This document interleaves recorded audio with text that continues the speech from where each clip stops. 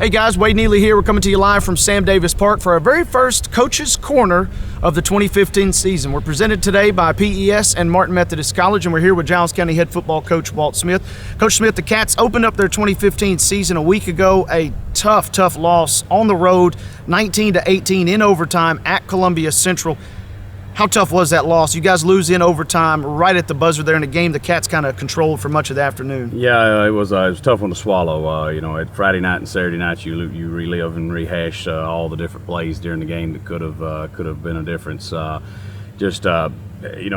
third downs we could have converted, several third downs we could have kept them from converting early in the game, and just a couple of penalties here and there, and then the plays at the end obviously stick out in everybody's mind. But tough. It was a tough loss. I was excited about how hard the kids played. I thought they played with really good energy all night long. Thought we were able to run the ball, but it was definitely a tough loss. The game started off kind of on a slow note offensively for you guys, but it was your defense that kind of got really the Cats in motion. Alfred Westmoreland with an interception on just the first defensive drive of the game.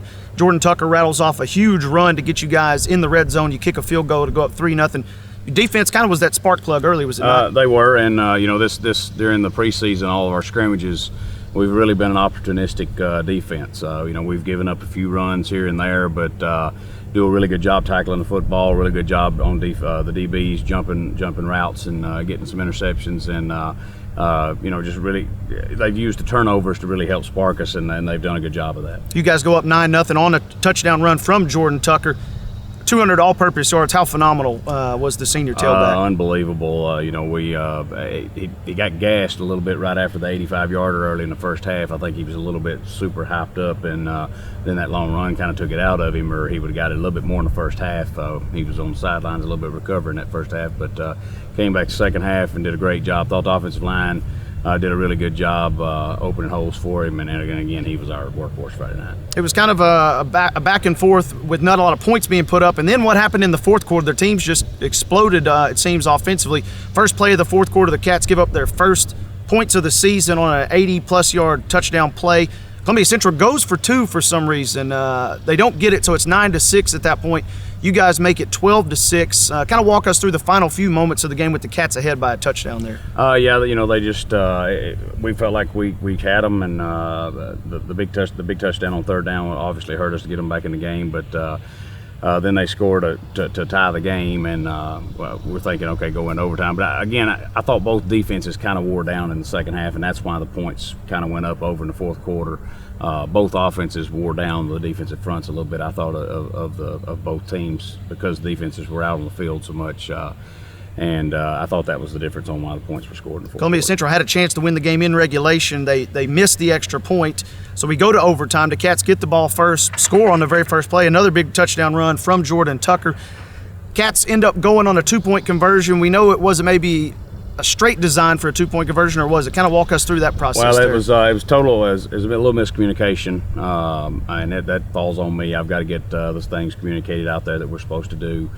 We've worked on that, the swinging gate, everybody calls it in practice, and we have that option to go, but there was just some miscommunication between the sidelines and the guys out on the field, and they understood that they had the option to do that, and they actually made the right call with that option, and we had a guy open the back of the end zone. We just didn't execute it, but that's my fault. I've got to do a better job communicating that we're just going to kick that and force them to go for two, and we'll work on that in practice this week. And like you touched on, we even said it on the air, the play was there, and the Cats almost converted, even though it may not have seemed like it was the correct maybe decision, but the Cats had an opportunity there. Yeah, once they felt like they had the option, I thought Tanner did a good job counting the numbers there, and he was open in the back of the end zone. We just didn't get a good pass to him, and again that falls back on me. I've got to do a better job of getting out there what we want done. Was there an emotional letdown? The team immediately has to turn right back around defensively, or was it just a case of, like you mentioned earlier, maybe the defense being just a little bit fatigued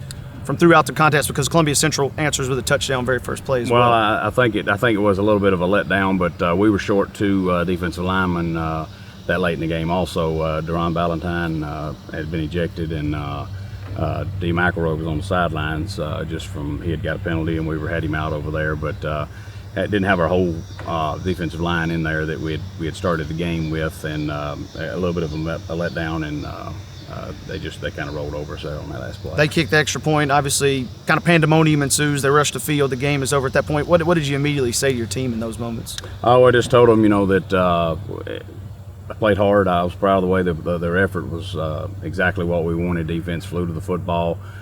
Just got to cut out those silly mistakes and especially the penalties. I felt like they had a lot of penalties too, but if we had kept our composure a little bit more, we could have taken advantage of some of their penalties. And again, that we've got to work on that in practice. Kind of getting into the X's and O's now. What went right for the Bobcats offensively, other than Jordan Tucker, of course? 180 plus rushing yards. We knew he was going to be a focal point coming into the season, but man, he was phenomenal on Friday. He was. I thought we got some good stuff from our other backs. I thought Cliff Garner ran the ball hard, returned the kickoff really hard. Arkell Reed gave us a good change of pace running back, and then we were able to get the ball to Tanner on the outside, and Peyton Hall even gave us a good little run on the jet down there. But we've got some weapons. We've got to do a little better job spreading it around, and we had some opportunities to spread it around and just didn't connect real well on our reads Friday night. And Elias is going to get better as the season goes. That's his first start as a quarterback, first time he's ever played a position in a high school game, and so he's going to get better as the season goes, and we're going to execute some of those we missed. Speaking of Elias Witt, the senior quarterback, but in many ways it was his rookie start, if you will. Those timing patterns, those communication patterns, are those something that are going to improve with reps and practice? They are. We felt like they gave us a couple of chances to take a shot, and we took a couple of shots down the field and just missed them. We overthrew Peyton Hall in the end zone early in the game, and then we overthrew Tanner Holly down the sidelines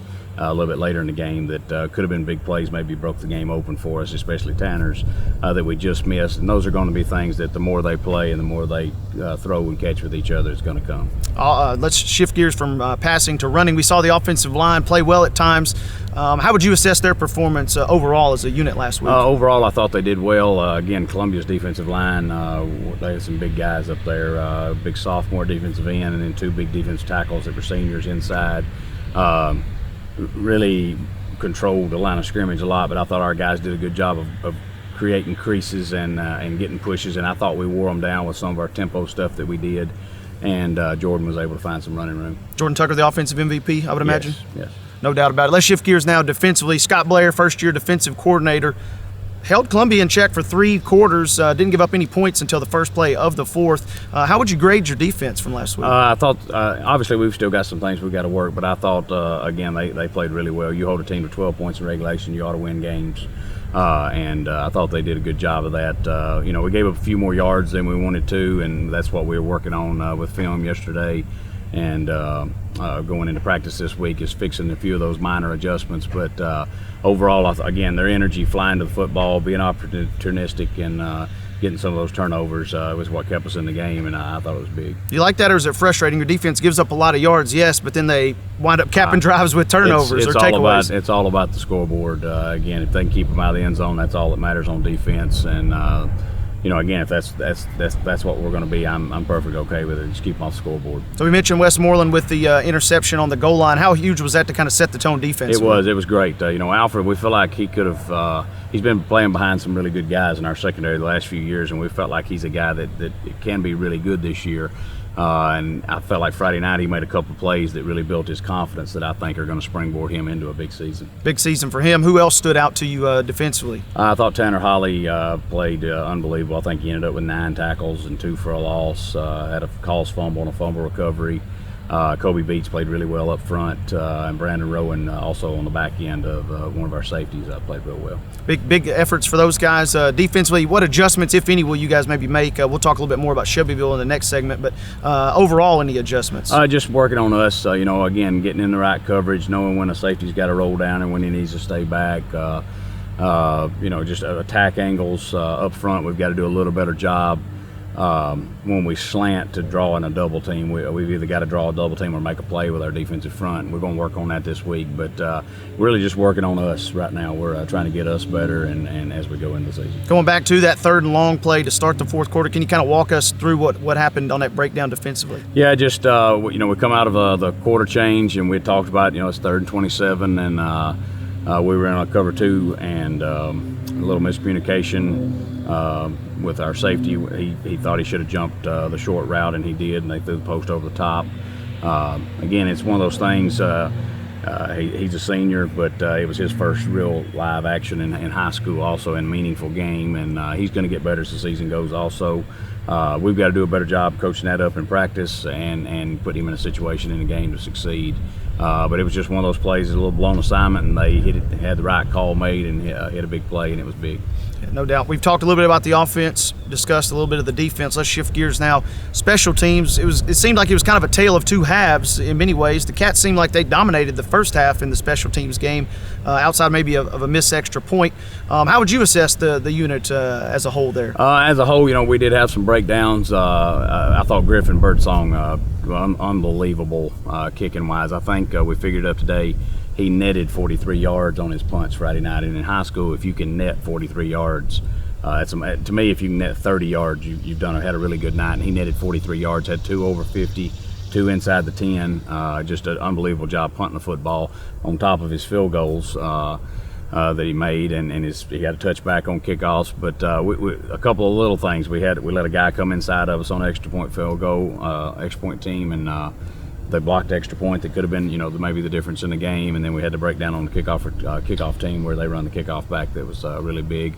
The missed field goal we had, it was kind of a botched snap. We snapped it a little early before we were ready, and so Griffin he had to kick the ball not on the tee exactly the way he should. But I thought he had a great game, and overall, I thought our special teams was pretty good, except for those breakdowns. And again, because they were in such big situations, they get a lot of attention, but overall I thought we played pretty good on special teams. Yeah, the Cats got turnovers on defense, but they also picked up one on special teams as well on a muff punt. They were able to hop on that and secure the football. Yeah, I thought Austin Norwood and Kobe Simpson were 2 young guys that really played good for us. I think Kobe had 3 or 4 special teams tackles Friday night, made the first 2 of the game, I think, for us, and Austin had the fumble recovery of the muff punt was down there on it. That was two young guys that made big contributions on it for us on special teams. On the special teams touchdown, the Cats are coming off that emotional high. They boot one deep in the corner. Looked like it was pretty good, almost exactly where you'd want to kick the ball. Kind of, how did that play develop there where they run one back? Well, we just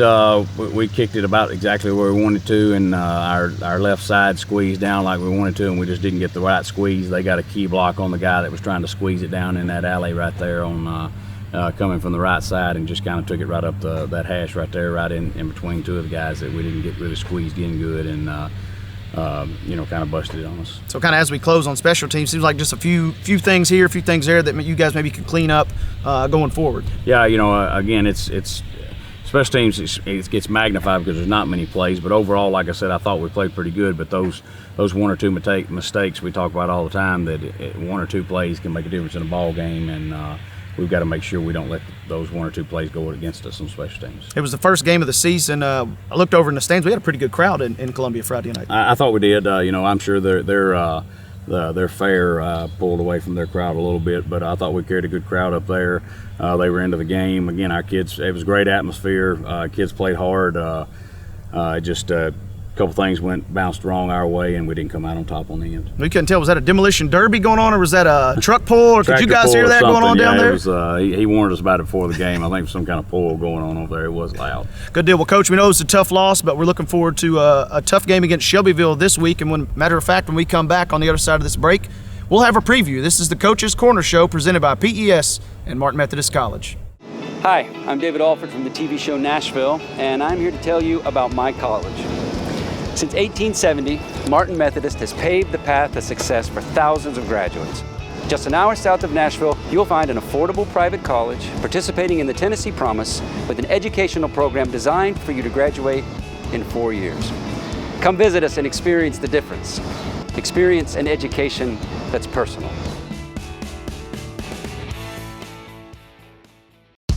This week in Martin Methodist College athletics, the number 5 Red Hawk women's soccer team returns to action this Sunday, August the 30th at 6 p.m. against Talladega College. The Red Hawks kicked off their 2015 season with a 6-0 victory over Lyon College this past weekend at the East Campus, and will look to knock off the Tornadoes when they make their second ever trip to Pulaski. Once again, Martin Methodist College taking on Talladega this Sunday at the East Campus, 6 p.m. We hope to see you there.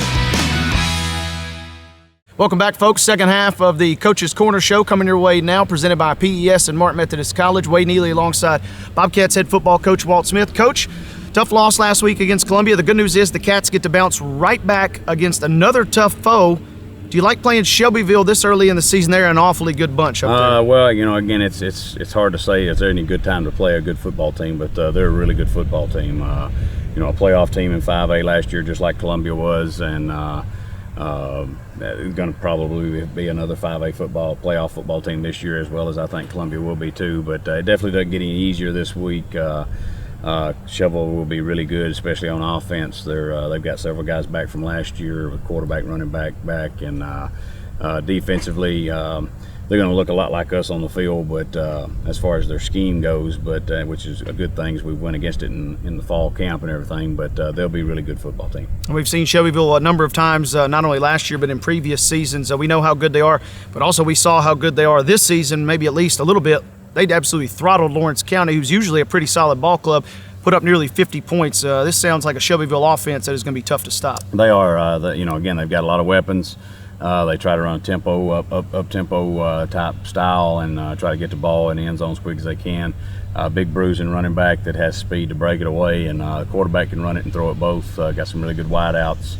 Again, overall, offensively, they're a really good football team, and defensively, they're not bad either. They held Lawrenceburg to 14 points, and honestly, I think held them to 7. Actually, had a late score and then a kickoff return. So their defense will be really good too. Like I said, it doesn't get any easier for sure. You mentioned their quarterback Mason Cunningham. It feels like this kid's been in high school 5-6 years. When is this kid finally going to get out of that Shelbyville uniform? him and the Eddings kid both have been over there forever. Seems like both of them, the running back and the Cunningham kid at quarterback, really good players. You can see the way he's grown. He's gotten better every year, and watching him on film, he seems to have gotten better this year. Really fast on a lot of the zone read stuff that they do coming out the backside. He broke a couple long ones against us in a couple games we've played against him, and did one again last week against Lawrenceburg, and then he throws the ball pretty well too. They like to lean on Eddings, though. That's how they're going to make their money and move the ball. They're going to try to pound people with him. And he's a big, strong running back, and I'm sure we'll see a good dose of him. No doubt. They also like to throw in that jet sweep, it seems like a lot. It seems like their playbook is really kind of shrunken down compared to most high schools, but they do a great job of running those few plays. They do. They block, it looks like one play in the backfield, but they'll block it 3 or 4 different ways, and they'll read one, and they won't read another one, and then they'll have a jet sweep coming off and fake it and give it on the other. But they do a good job doing what they do, and I got some really good guys doing it right now. So we're talking about the Shelbyville O. Let's talk about the Bobcat D. What's the biggest thing you guys are going to hone in on when you take on these Golden Eagles? Well, stopping Eddings for sure. We've got to make them try to make them one-dimensional. Again, if he's able to run the football on us, it makes play calling easier for them.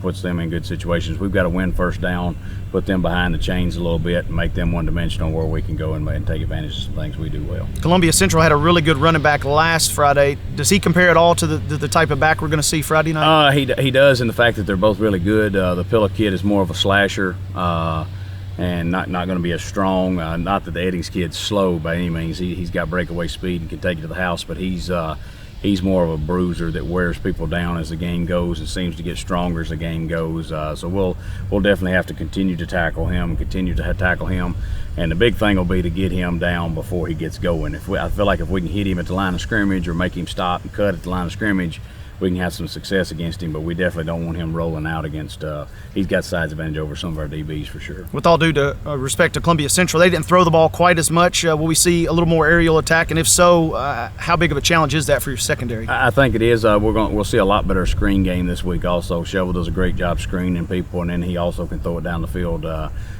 So our defense will have their work cut out for sure this week. We're playing a really good offensive football team and a really good team in general, but their offense is how they plan on winning games, and our defense will have a tough assignment. Let's kind of flip the script now. Let's talk about the Bobcat offense versus the Shelbyville defense. What kind of front, what kind of formations maybe we're looking at? Oh, well, they're going to look like us. They're going to be a 3-4 up front with the 2 high safeties in the back. I look for them to possibly roll down a safety. Columbia ended up getting into a lot of 8-man box on us Friday night because Jordan had such good success, so I look for them to possibly do that Friday night also. Shelbyville taking some advantage of watching the Columbia film, seeing what kind of success they had, and we've got to do a little better job completing some passes, not necessarily throwing it over the defense, but just completing some of those intermediate passes and getting us in the right play. And I've got to do a better job of giving Elias a better situation to succeed. I can't put him in third and longs right now. I feel like he's got a lot of talent, and right now, Friday night I felt like the game kind of sped up on him a little bit, but he's played really well all fall, and he's going to get better as we go. We just got to do a better job putting him in situations where he can be more successful early, and I think his confidence will grow then and be able to throw the football a lot more. We saw Elias look maybe one, maybe two reads. Is that kind of the training wheels we're kind of working with him right now? The way we were going to throw the football, he's going to take a drop and throw it here or here. On time. That's what we're trying to do with him, get him to understand that if he holds the ball, good things are not going to happen, that he needs to take his drop and go through his read here or here. One of those guys are going to be open, and he's going to get better at that this week. And like I said, I'm going to do a little better job. We got to get him out on the edge a little bit more, I think, and get Tanner involved in the game, in the running game and throwing game a little bit more with him. But again, we're going to lean on Jordan and Arkell and Cliff back there in the backfield in that big offensive line. I think we can run the football on them, and we've definitely got to do that this week. I was going to say, Shelbyville running that same front, is that good for you guys as far as practicing against the defense you're kind of familiar with? It is. It's the defense we got to see all fall. During fall camp, you don't really prepare for anybody. You're just running your stuff, trying to get better on defense and offense, and then as you get closer to that first game, we switched and started running, Columbia stuff against Columbia stuff for the last week and a half, 2 weeks or so. But first 2 weeks of practice and all summer and stuff, we got to work against this defense, and that's definitely going to help us. Chapel Hill runs the same defense. We went against them in the Jamboree, so we've seen the defense. Just hadn't seen the personnel. They're going to have really good personnel. Got a big defensive end that seems to be pretty good on film, and two really good safeties that are great coming down and helping on the run. You mentioned Jordan Tucker. We've talked a lot about his exploits last week against Columbia. A lot of folks knew he was going to be good. Is the book out on Jordan Tucker now, or a lot of folks going to be pinching down every single play against him now? I think so. Again, if I'm stopping, if I'm trying to defend us, that's what I'm going to try to stop. Is I'm going to try to force a guy that hadn't had a lot of starts at quarterback to make some throws, and we're going to do that. I feel like we can do that, and also take advantage of Cliff and Arkell back there in the backfield, and also with some jet motions and things like that. We got Peyton and Brandon and Josie involved in it, but I definitely think, again, that's obviously what they're going to key on, but I still think we can run the football even with 8 guys in the box because we did such a good job blocking up front. Talking about Shelbyville's defense, let's talk about their special teams. What do they present that you maybe you've already seen on film? They gave up a kick return to Lawrenceburg last week. I seen that, and they went for 2 a couple of times, so I don't know exactly what the reasoning was there, but it's definitely a spot that I feel like anytime we've got Griffin, I feel like we've got an advantage on just about anybody we play because he's really good. So it's definitely a part of the game that we need to win because I feel like he gives us an advantage over just about anybody we play. We'll ask you this on Friday during the radio coaches show, but your biggest key to victory maybe Friday night? Again, taking care of the football on offense and converting a few of those 3rd and 5s, 3rd and 6s. We've got to do a better job of that than we did last Friday. And then on defense, just getting 11 hats. I said that last Friday too, but it's really important this week because one guy's not going to bring the Eddings guy down a whole lot. We've got to get 11 guys to the ball and help bring him down. Such a tough loss last Friday. As a coach in your years, is it better to get right back out on the field and play a tough team the following week, or do you kind of want to let that loss stew? How's your team approaching this game Friday? I thought the attitudes were great yesterday when we come in to watch film, talk to the kids. I thought their attitudes were great. We talked about that one play here or there or 1 point here or there doesn't define who we are as a team. We're still the same team. We just came up 1 point short instead of 1 point ahead Friday night. If we hadn't got the extra point blocked, or if we hadn't missed the field goal, if we hadn't had blown coverages, or if we hadn't have done several things Friday night, the last play don't go the way it goes.